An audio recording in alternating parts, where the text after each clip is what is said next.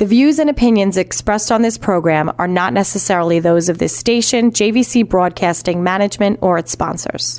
With so many people living longer, the fear of outliving your money becomes a reality for many of us. Will I be a financial burden? Will I outlive my money? How will I be remembered? My name is Neil Himmelstein, president of Main Street Planning Group. Please contact me by visiting mainstreetplanninggroup.com. That's mainstreetplanninggroup.com, or call 631-647-4694. I will introduce you to strategies that will guarantee you will not outlive your money, that can guarantee you will not be a burden on your loved ones. Through a collaborative approach, we will uncover solutions that offer tax-efficient strategies, lifetime income, and legacy planning, choice, organization, direction, and education. That is the code we stand behind. Contact mainstreetplanninggroup.com. That's mainstreetplanninggroup.com, or call 631-647-4694. And listen to me every Friday at 3 p.m. as I host the Main Street Code for Financial Success, right here on 103.9 LI News Radio.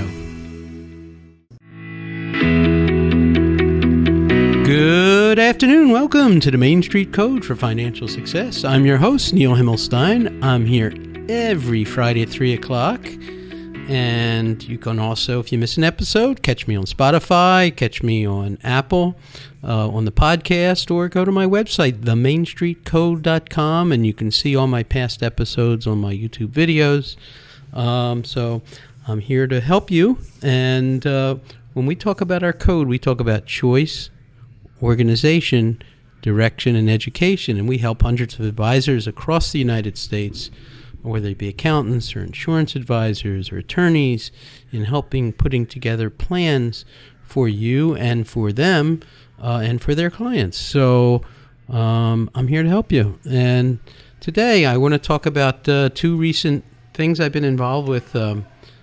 I got a call yesterday from a client, and he's 58 years old. And he said, his father-in-law, He called me because he listened to the show, and he was concerned about long-term care. He says, my father-in-law, he says he didn't believe in insurance, and he did very well. He's a wealthy guy, and he died, and he left his mother-in-law quite a bit of money.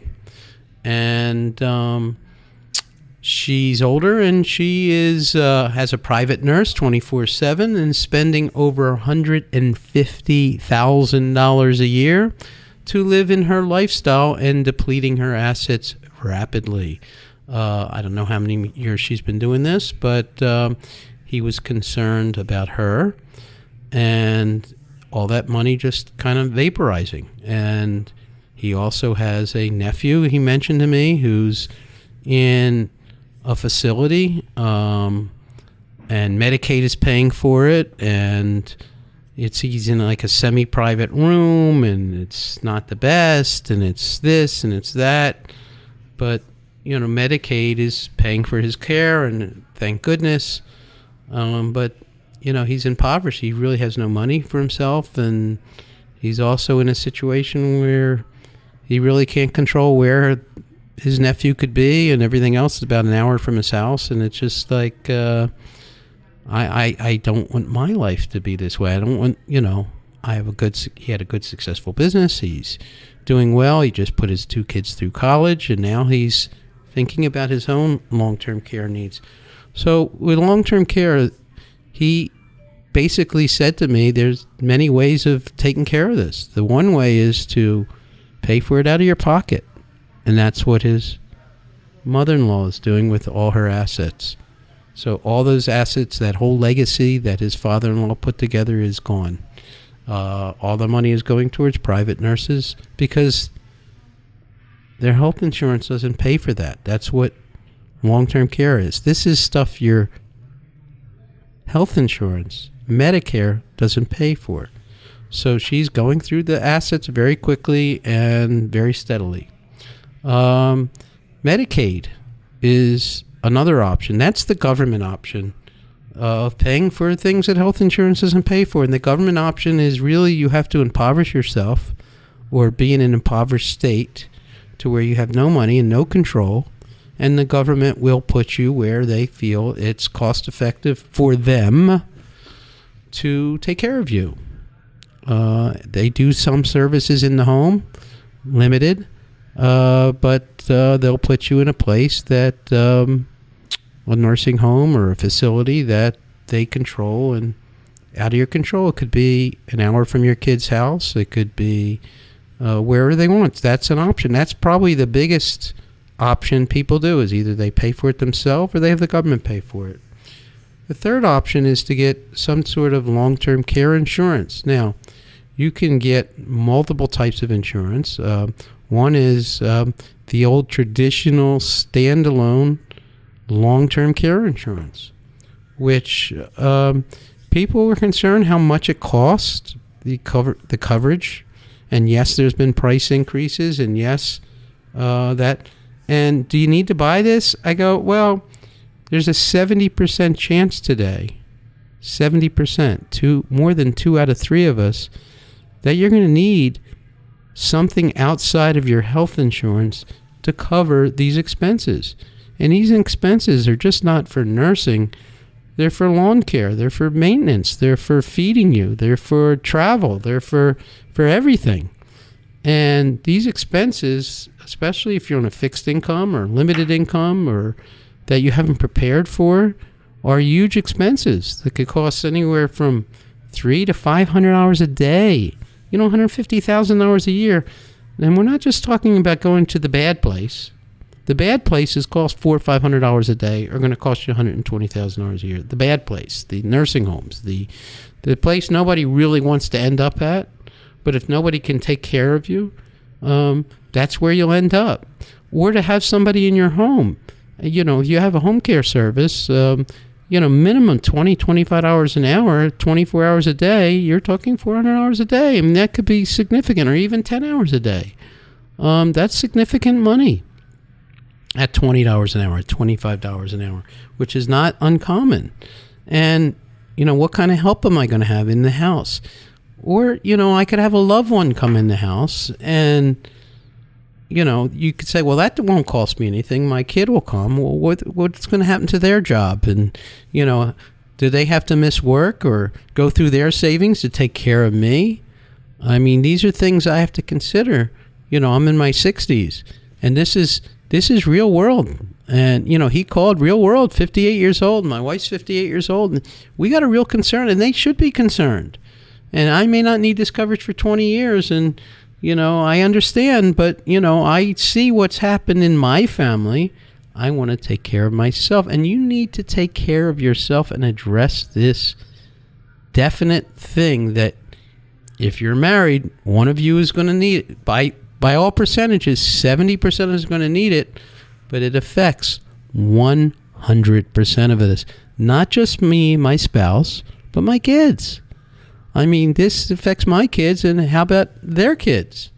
If my kids have to take care of me, who's taking care of their kids, whether their kids are in college or high school or elementary school? How does one deal with that caregiving element at a cost? It's a huge cost, either to them or to me, or I don't want to be a burden to my kids. But, that's what long-term care is all about. And it's a crisis in this country. It is a humongous crisis. And Medicaid is the largest expense a state and federal government has.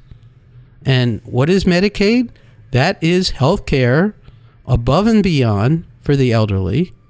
And that's when you impoverish yourself, not Medicare. This is care that you need, custodial care that you need to help you feed yourself, bathe yourself, keep your house up. This is care. This is an expense. It's a huge expense, and it's only going to go bigger. So you need to protect yourself long term against this expense. Just look at this 58-year-old who called me and said, "Hey, I see what's happening in my family. His wife has to sometimes care for her mother, who's depleting her assets. But she's spending $150,000 a year and relying on the daughter. And his nephew is stuck in a home somewhere. I mean, this is real life." He says, "I don't want this to be my life. I want to do things in my life. I don't want to, stay home and, waste my money away and not have my kids, enjoy and me enjoy life, and I want to travel, I want to do things. So this is a major, major area of protection that you must consider in your planning. Major area.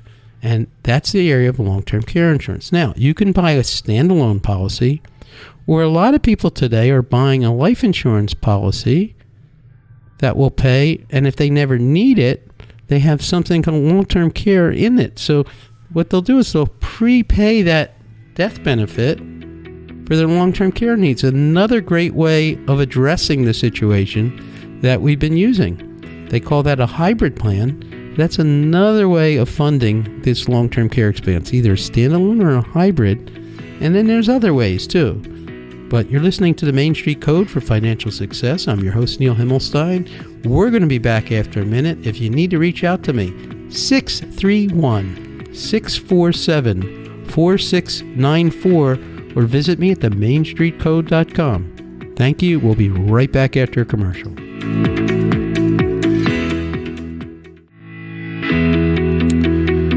Welcome back to the Main Street Code for Financial Success. I'm your host, Neil Himmelstein. I'm here every Friday at 3 o'clock. And before the break, we were talking about long-term care and how to take care of it. So we talked about the first way, which is my client's mother-in-law is spending $150,000 a year of their own money, and her father left her with a lot of money, and it's all going away, all going towards her care.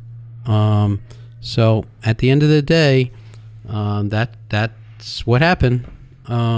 Then his nephew is in Medicaid, relying on the government to pay at some facility in a semi-private room, which isn't the greatest, and it's an hour away from his house, and that's difficult to manage. So that was second way. Third way is to buy what they call standalone long-term care policy that will cover if you need help with your activities of daily living, over and above your health insurance, custodial kind of care. And they have standalone policies. And then I started to talk about, there's another way, which is like using your dollars. I call it like double duty dollars. You know what? If I never need the care, that's great. I'm buying a life insurance policy I can leave behind to my spouse or my kids, which is a tax-free death benefit, tax-free money, a lump sum of money, if I never need it. So if I'm in denial, I will never need it. Well, you know what? I have it. But I buy something called a rider or a combination plan, which will have a long-term care element, which will prepay. That'll take that death benefit. Let's say it's $500,000, and instead of having that death benefit of just $500,000, if I need long-term care, I'll have that pot of money to use for my long-term care. And if I don't use it, $500,000 goes to my spouse. If I do need the money, it will subtract from that $500,000 and take care of my long-term care. That's what we call a hybrid plan. So it's one pot of money that I can use for both, or neither. If I leave it behind, great. If I don't use it, my kids get the benefit, or my spouse gets the benefit of that lump sum of money, tax-free to them. The benefits of long-term care standalone and that are tax-free to me. If I own a company and I buy long-term care insurance, a standalone policy, I could possibly deduct some or all of the premium from a tax savings standpoint and still get a tax-free benefit. What a great tax move. Now, we talked about my 58-year-old and his concerns, and we're addressing them with a standalone and a hybrid plan, which is you could do both. Now I had another call, like earlier today, an agent of mine in Pennsylvania. He has a client who's 77 years old, and we met with him about a month ago. This guy has been doing great. I mean, he had a gas station, and he still owns it. The gas station started to make real money. It's right off the Pennsylvania Turnpike. It's amazing. And he recently, at 77, got a liquor license off the Turnpike, like unheard of. His business is tripling. Now at 77, his business just expanded like tremendously. He's making great money on a gas station that he started, 30, 40 years ago, which was, it's done great. Now, he applied for long-term care insurance that we were just talking about got declined because just in the last couple of years, he started to get a heart issue and he needed the long-term care. He's a single guy, but he's got 3 kids. And he realizes, I'm all alone. I need this long-term care coverage, but he got declined.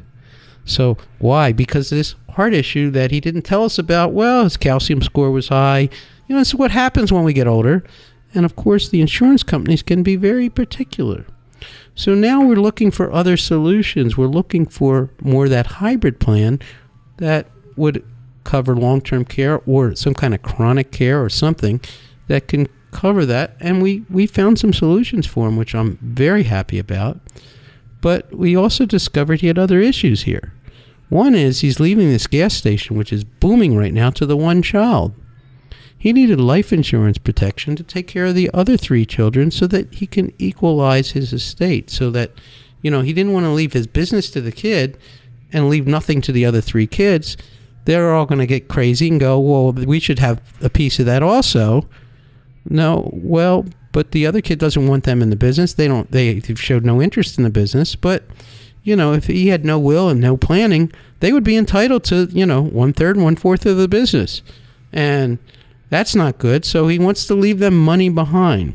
So his initial plan was, well, I've done really well. I'm not taking much money out of my 401k plan, which is worth $1 million. He's worth about $5, $6, $7 million right now.